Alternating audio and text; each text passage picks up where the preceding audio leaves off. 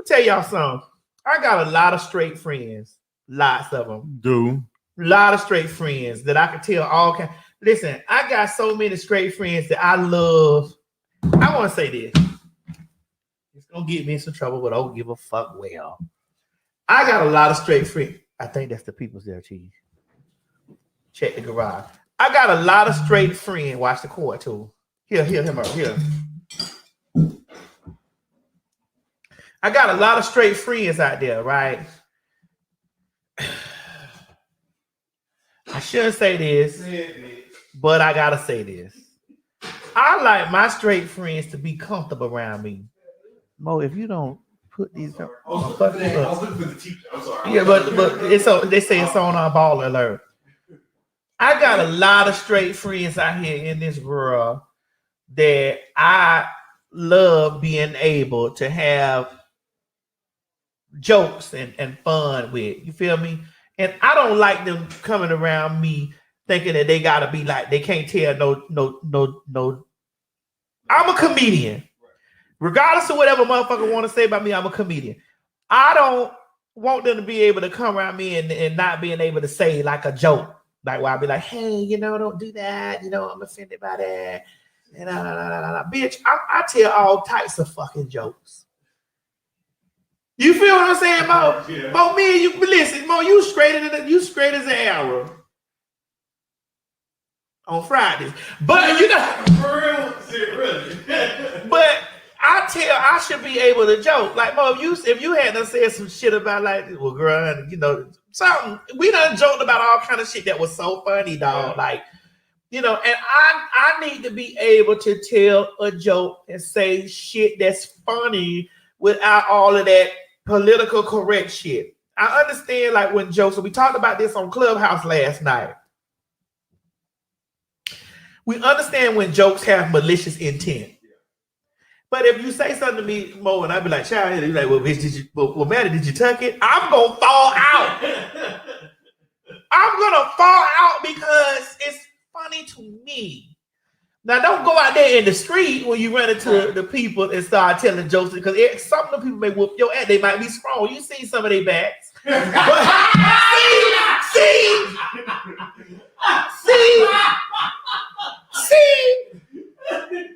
I should be able to tell that joke. I should be able to say that joke and it land exactly how the joke's supposed to motherfucking land. And it just be funny. You get what I'm saying? I don't want my straight friends when they come around me to be all cringy and shit like that. Now I know with some of them, because they're not my friends.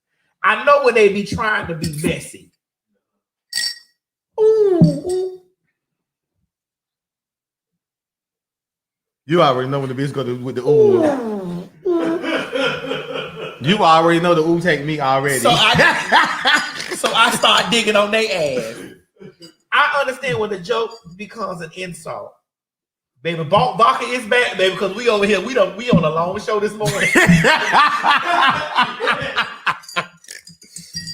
I know when a joke becomes an insult, and I know like I need to be able as a person to feel comfortable.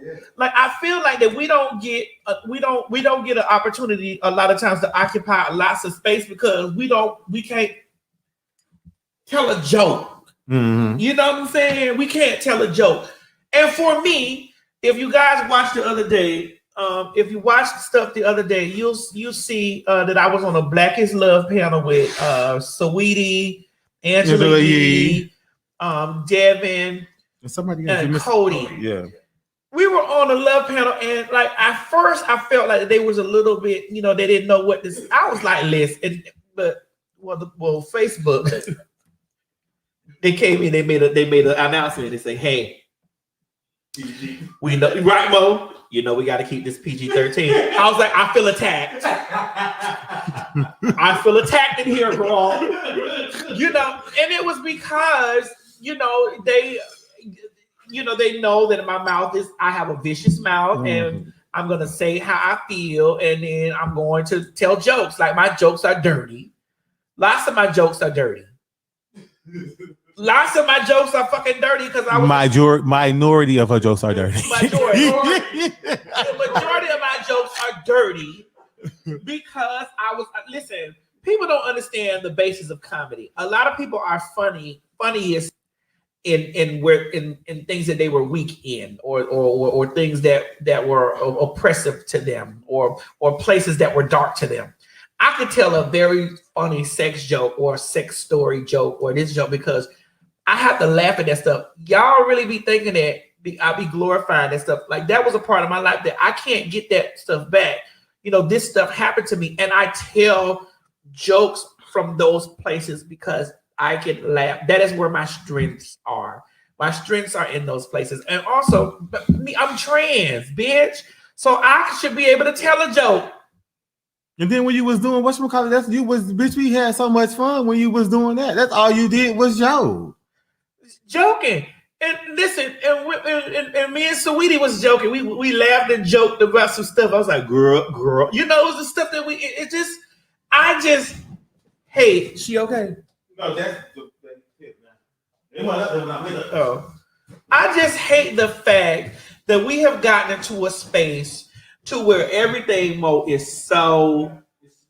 Everybody's so like uptight. Yeah, listen, we were filming my show, and 99% of the people that were here working on my show, they were straight people. So when they first came in, you know, they was like trying to figure out like what the environment is going to be like. They was like, girl, what we going, bitch? You told them straight up. I told them straight up. Y'all may see me with my motherfucking wig on or wig off. You may come in the bathroom while I'm getting ready and getting mic'd up. I may be in a girl panty and a bra. You like listen, be yourself around this bitch. Be yourself around this bitch because I'm gonna say what the fuck. I'm in my house, and I'm gonna say what I feel like. Now I'm not gonna give you okay to disrespect, you know, me as a trans or who is that? You gotta cut out some circuit breaker for the Oh shit, the power gonna go off in here? No, I'm not turning power on. Okay, how you doing?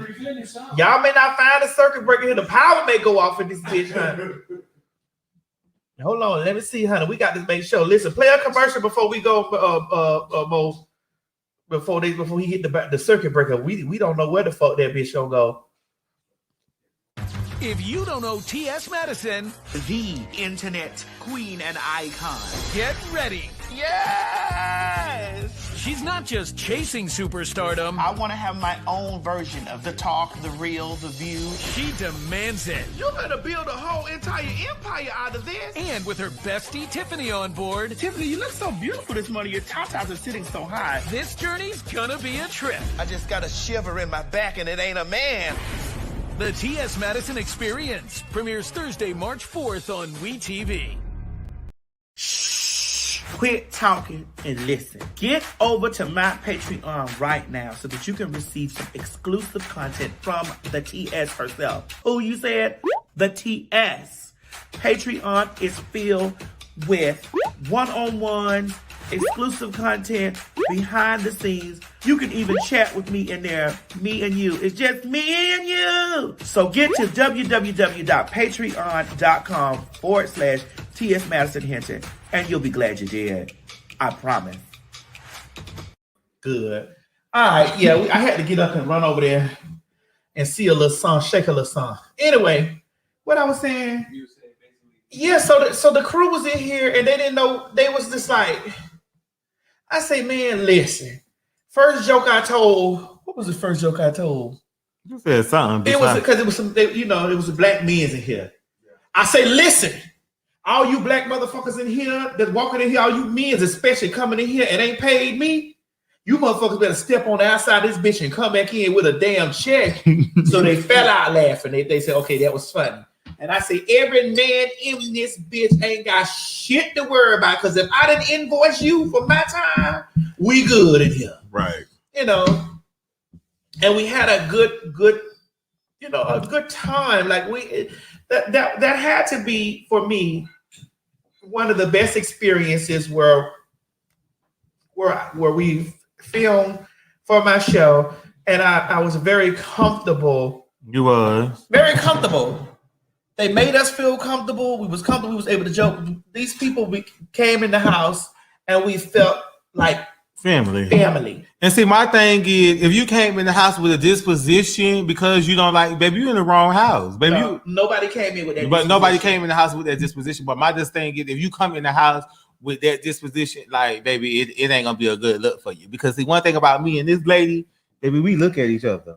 Yes, bitch, and I don't say nothing because see, I have to get her when she confirmed with me because we'll look before we say anything. And then once we confirm and we eye contact and we may look, then bitch, we already know we going in for the kill. But I just feel like when people don't know you as a person, and then they be around you, and then they just realize, oh, that's TS. This is what she normally. Not even that. You know what I think it is a lot. Mo, you can speak because when you first came here, Mo, you've been working for me about 2 years now, ain't it? Huh? Charlie, you ain't went around there to the glory hole yet? You doing good. It's not the glory hole no more. Oh. See? Now you see how I can tell that joke? I can tell that joke, and that's funny to Mo. You get what I'm saying? You know, I can say that stuff, and it's funny. But when you first came here, you know, and I said, listen, now you may hear a lot of shit around this bitch. If you're offended, this ain't the place for you. Because I talk about titties, ass, dick, balls, and everything in between. Mm-hmm. Fucking pussy. I got a filthy mouth and all this stuff, but I'm going to pay you on time now. You will get paid on time. I say you will get paid on time. You ain't got to worry about your check coming up missing.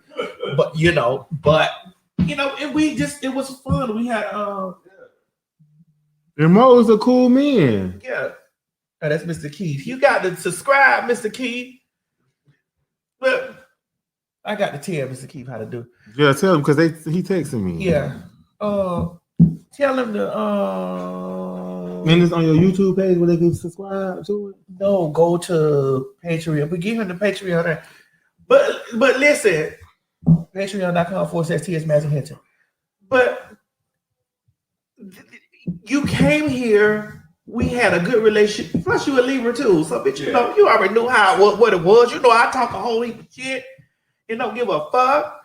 You know?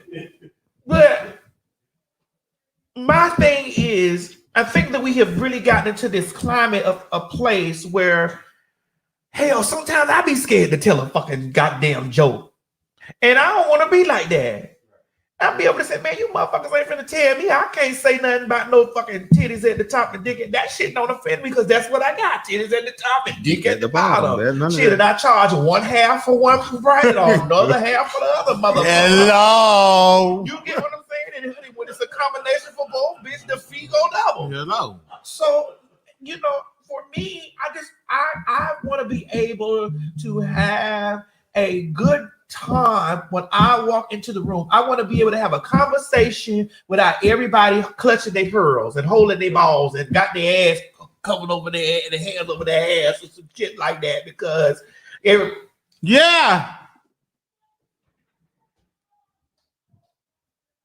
What she say? I don't know. Go ahead.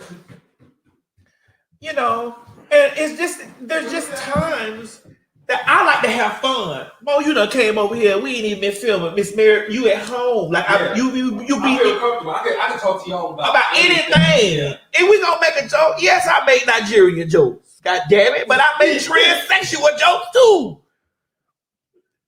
I make transsexual jokes. I make gay jokes. I make black jokes. I make white jokes. I make fat jokes.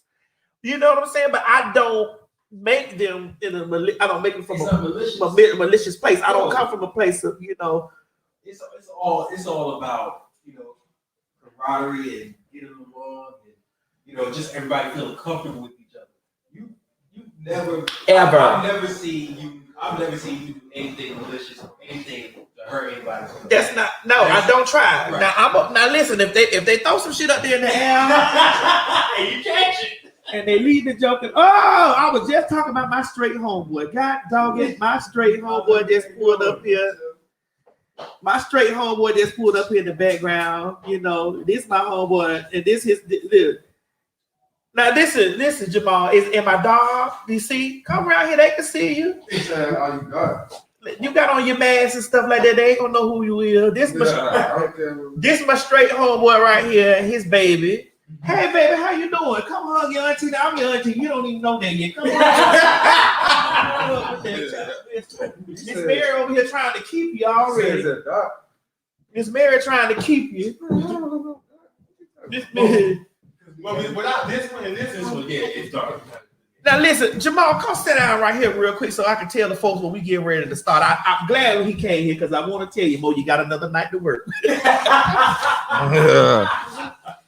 This is my homeboy right here. His name is Jay. We're going to call him J88. We got a mask on. We're going to call my homeboy J88. Jamal actually is the DP here. Oh, that's not a non-food. He's the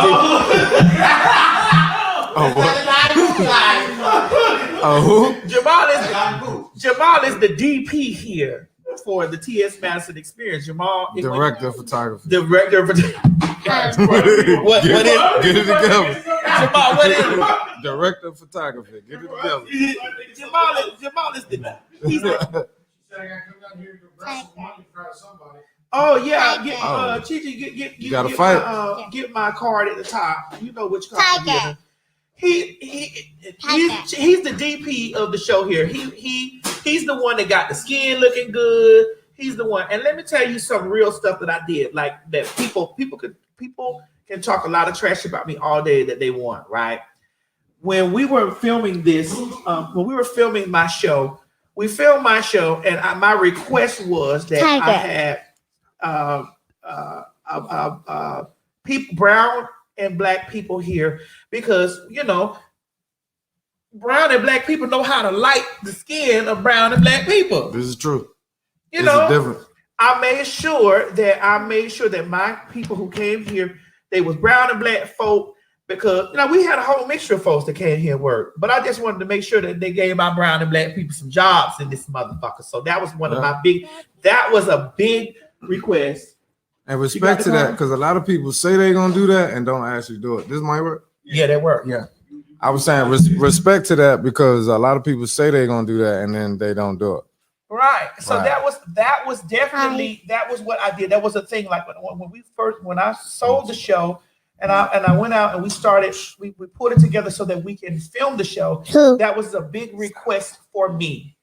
I didn't know they were gonna send Jamal over here.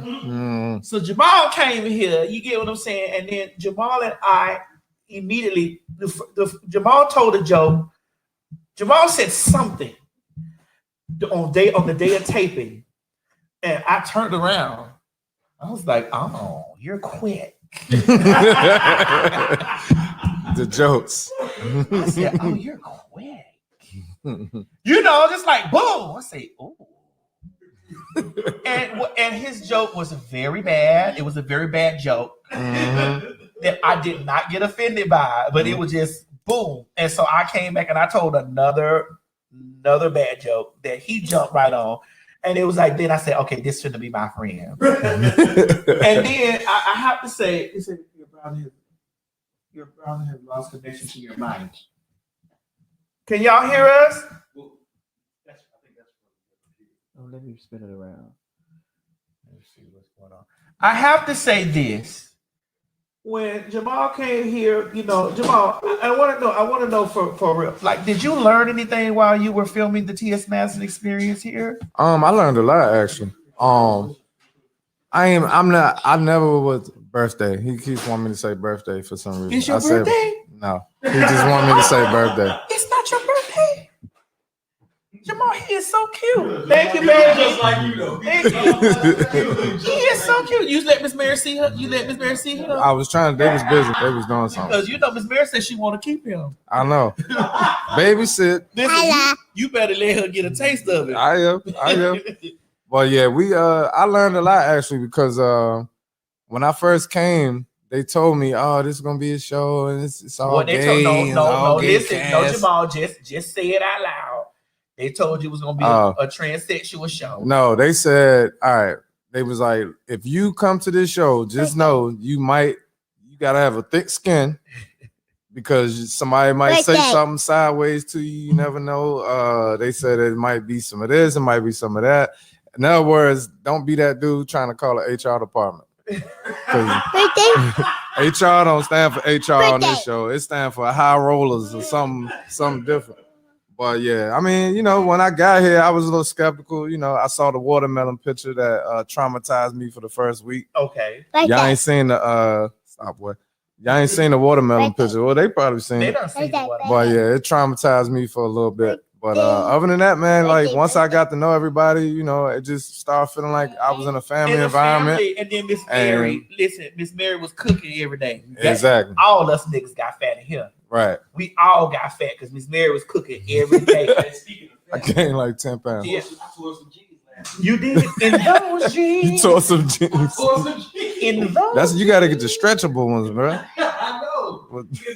With the relief cuts on the side. So me and Jamal we were talking the other day, and because he was here, because it's stuff that we can't reveal now that we'll be able to reveal in March.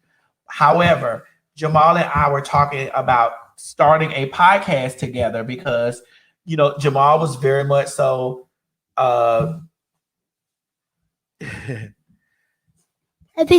Yes, baby. Stick up for your daddy.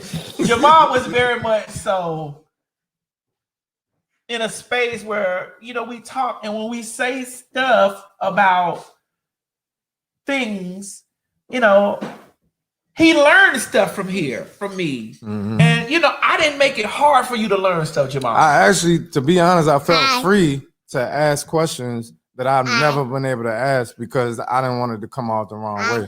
So, you know, that's one thing Maddie kind of did was open it up and kind of leave it open to where you like, not like that. Even leave it open to where that was for Chi-Chi. Nah, she leaves stuff open to where you can feel free to ask questions and don't feel like you're gonna hurt nobody's feelings or say nothing wrong. It feels like a safe place to ask questions.